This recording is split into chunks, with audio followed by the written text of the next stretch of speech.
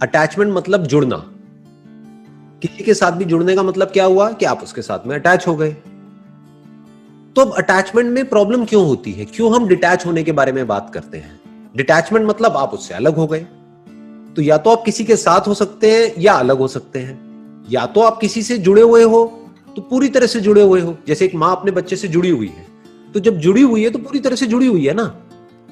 वहां पे डिटैचमेंट कहां से बीच में आ गया? डिटैचमेंट का कॉन्सेप्ट कहां से बीच में आ गया? और डिटैचमेंट की जरूरत क्या है? Attachment means love. आप उसी से जुड़ते हो जिससे कि आपको प्यार होता है। अब प्रॉब्लम क्या होती है, इस अटैचमेंट में हम सेल्फ सेंट्रिक हो जाते हैं। मतलब आप ये कह सकते हो कि ये attachment is out of my own insecurities, my own fear, my own complexities, कि मैं आपके साथ में जुड़ रहा हूं अपने फायदे के लिए। बट अगर ये अटैचमेंट है out of care, out of love, out of compassion, इसलिए हम जुड़े हैं कि मेरे को अपनी परवाह नहीं है कि मेरे साथ में क्या होगा। जैसे एक मां को यह परवाह नहीं होती कि मेरी नींद पूरी होगी या नहीं होगी, उसको यह परवाह होती है कि मेरा बच्चा रो रहा है, तो मुझे अपने बच्चे के लिए चाहे पूरी रात जागना पड़े कोई दिक्कत नहीं है, मेरे बच्चे को कोई तकलीफ नहीं होनी चाहिए, राइट? बट अब वहां पर भी कई बार मिलावट हो जाती है। मिलावट क्या हो जाती है कि माँ उस बच्चे से बहुत ज्यादा बदले में एक्सपेक्ट करने लग जाती है। ये उस माँ के दुख की जड़ है। बट सर एक थिन लाइन है ना, सेल्फिश होने में और लव में, मतलब एक थिन लाइन हो गई ना सर। बिल्कुल ठीक बात है, मतलब एक बहुत ही थिन लाइन है। ऊपर ऊपर से देखने में हर कोई प्रिटेंड करेगा कि वो आपका वेल विशर है। Yes exactly. अब चाहे मैं हूं चाहे कोई भी है मेरी जगह, यहाँ पर अभी हम ऑनलाइन इंटरेक्ट कर रहे हैं, कोई और भी हो सकता है आप उससे ऑनलाइन इंटरेक्ट कर रहे हैं, हो सकता है वो शो करे कि आपका वेल विशर है, लेकिन अंदर ही अंदर उसके दिमाग में ये चल रहा होगा कि बात के एंड में किस तरीके से मेरा ये जो प्रोडक्ट है, ये जो मेरी सर्विस है, वो आपको बेचूं और आपसे पैसे निकलवाऊं, आप बर्बाद होते हो जाओ। उसका इंटरेस्ट है कि किस तरीके से मैं अपना फायदा निकाल लूं। बहुत सारे दोस्त भी ऐसे ही होते हैं, नाम के दोस्त होते हैं, लेकिन एक्चुअल में उनका अपना मतलब होता है। इसमें क्वेश्चन है sir, so does attachment always comes with expectation? Not at all. देखो, attachment born out of the selfish interest is always out of expectations. Exactly. Okay. अगर मैं एक एग्जांपल ले लेता हूं, मैं I am the father of 2 kids, right? Example नहीं है वैसे तो, ये फैक्ट है। I am the father of 2 kids, right? अरे आपको पता नहीं है? नहीं सर, ये नहीं पता था। One is 12 years old and the other one is 7 years old. तो I am the father of 2 kids. That's so lucky. How come? इसमें लक क्या है वैसे? तो जिसका फादर इतना इंस्पायरिंग हो, वो किड कितना लकी होगा। अच्छा, my kids are lucky, even I am lucky जी। मेरे जो बच्चे हैं वो बहुत ज्यादा प्यार करते हैं मेरे से, बहुत ही ज्यादा अटैच्ड है। और ये अटैचमेंट बुरा वर्ड नहीं है, again I am saying that. But अगर मैं अपनी सारी एक्सपेक्टेशंस अपने बच्चों पे लाद दूं कि देखो मैंने तुम्हें इतना प्यार किया, अब बदले में तुम्हें भी मेरे लिए ये करना पड़ेगा, तो वो प्यार व्यार नहीं है, वो सौदा है। Yes, exactly. समझ गए? मैंने तुम्हारे लिए किया, तुम मेरे लिए करो, इट्स अ डील। राइट, वो it's a deal, it's a business. तो ये अटैचमेंट बुरा है। किसके लिए बुरा है? उनके लिए भी बुरा है और मेरे लिए भी बुरा है। क्योंकि जैसे ही मैं ऐसी एक्सपेक्टेशंस में अपने अंदर लाऊंगा तो उनके ऊपर भी प्रेशर क्रिएट होगा अननेसेसरी। प्लस जब वो एक्सपेक्टेशंस मेरी पूरी नहीं होंगी तो मुझे भी गुस्सा आएगा, तो दोनों के लिए बुरा हो गया ना। But if it is real तो मैं क्या करूंगा कि मेरी तरफ से जो भी मेरी रिस्पॉन्सिबिलिटीज हैं एज अ फादर, वो सारी रिस्पॉन्सिबिलिटीज मैं पूरी करूंगा अपने बच्चों के लिए। जो भी हो सकता है, जिस हद तक भी हो सकता है, वो सब कुछ करूंगा। उसके बाद में आगे अपनी लाइफ को कैसा बनाना है, आगे लाइफ में क्या करना है, क्या नहीं करना है, किस रास्ते को चुनना है, वो सब पूरी तरह से उनका डिसीजन है। उसमें मेरा कोई डिसीजन नहीं है। अगर उनको जरूरत होगी मेरे से कुछ डिस्कस करने की तो मेरे से डिस्कस करेंगे, अगर नहीं होगी तो मुझे आकर के बता देंगे कि मैंने अपनी लाइफ के लिए ये सोचा है, इस तरीके से मैं अपनी लाइफ में आगे बढ़ना चाहता हूं या चाहती हूं।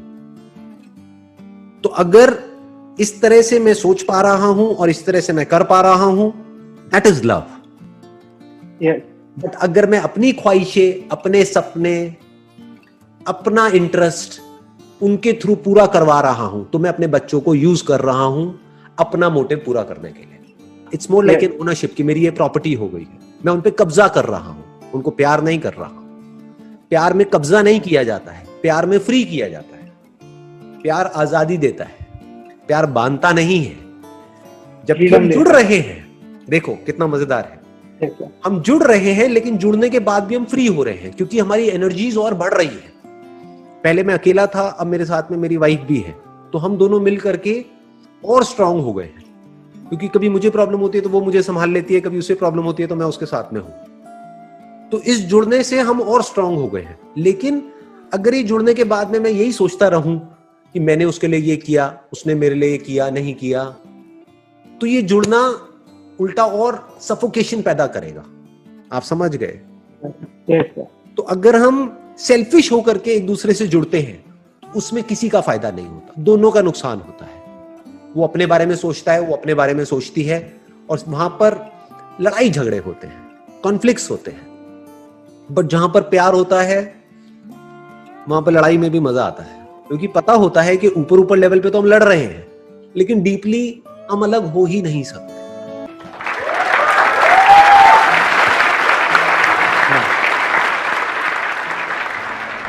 सर मैं 10th की स्टार्टिंग से ब्लॉगिंग कर रहा हूँ और सर मैं काफ़ी बार उसमें फेल हुआ, बट सर एक मोटिवेशन थी जो आप देते रहे। लेकिन सर तब भी अगर आज मैं आपका सेशन देख लूँ, जब तक मैं घर जाऊँ या फिर से मैं फेल हो जाऊँ तो डिमोटिवेट हो जाता हूँ। तो सर असल में रियल मोटिवेशन है क्या? देखो, जो भी मैंने अपनी लाइफ में किया, कुछ ना कुछ तो अचीव किया ही है ना। यस और नो? तो मेरे पास में कोई संदीप महेश्वरी था? नहीं था। तो जिसने करना है वो करेगा, जिसने नहीं करना है, मेरे जैसे लाख बंदे भी आकर के उसके सामने खड़े हो जाएंगे, वो नहीं करेगा।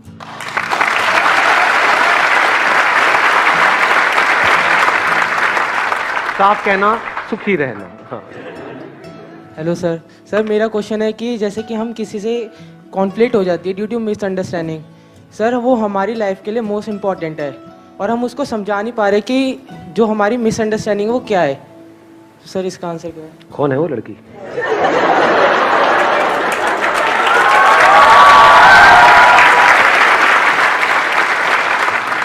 ऐसा कभी कभार हमारे पेरेंट्स के साथ भी होता है और सर फ्रेंड्स के साथ भी होता है। हाँ। सो सर उसको कैसे समझाए, और वो सर मोस्ट इम्पॉर्टेंट है हमारी लाइफ के लिए। तो उसको क्लियर करने का हो सकता है वो बंदा या बंदी जो भी है वो आपको फेस टू फेस देखना भी नहीं चाहता है या चाहती है। अब क्या करें? लिख दो, कबूतर जा जा जा, लिख करके कबूतर के पैर में अटका दो, जा करके फड़फड़ाता हुआ जाएगा, वहां पे दे देगा। मेल पे कर दो, व्हाट्सएप पे कर दो, अब तो बहुत ऑप्शंस है हमारे पास में। बट फिर भी अगर सामने वाला जो पर्सन है अगर वो इंटरेस्टेड नहीं है आपसे बात करने में, तो जस्ट लेट इट गो।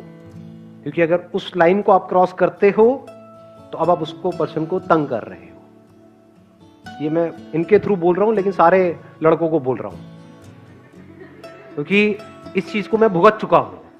अब आप कहोगे मैं कैसे भुगत चुका हूं? समझाऊंगा। हाँ सुनो, मैं कैसे भुगत चुका हूं। कुछ लोग होते हैं जो सो कॉल्ड फैंस अपने आप को बोलते हैं, जो मुझे बिल्कुल भी पसंद नहीं है।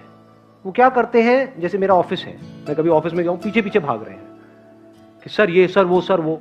मैं उनको कह रहा हूं कि I am not interested in talking to you, फिर भी सर सर सर सर। उस दिन मैंने रियलाइज किया कि लड़कियों के ऊपर क्या बीतती होगी जब ऐसे फुकरे पीछे भागते हैं। आता नहीं है गुस्सा? मैं सही कह रहा हूं, गलत कह रहा हूं?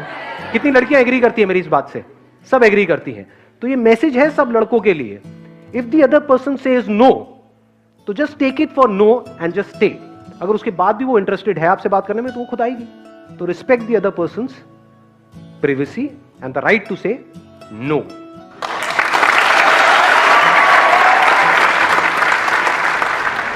सर ऐसी कौन सी चीज है जो आपको इतना डिफरेंट बनाती है? सर की बॉडी। बॉडी नहीं, सर की बॉडी। मुझे डिफरेंट ये बनाता है कि मैं लाइफ में कहीं पर भी अटकता नहीं हूं। लोग होते हैं वो अटक जाते हैं, जो चाहते हैं वो उनको मिल जाता है तो अटक जाते हैं, स्टैग्नेंट हो जाती है उनकी लाइफ। जो चाहते हैं वो नहीं मिलता तब भी अटक जाते हैं, बैठ करके रोने लग जाते हैं। मैं जो चाहता हूं वो चाहे मुझे मिले चाहे ना मिले, नहीं मिलता है तो मुझे कोई फर्क नहीं पड़ता, क्योंकि वहां से मैं सीख लेता हूं, और मिल जाता है तो उसको मैं उठा करके कचरे के डब्बे में डाल के आगे बढ़ जाता हूं। तो I keep growing all the time. जैसे एक पेड़ है वो बढ़ता रहता है, जैसे ये नेचर है, ये यूनिवर्स है।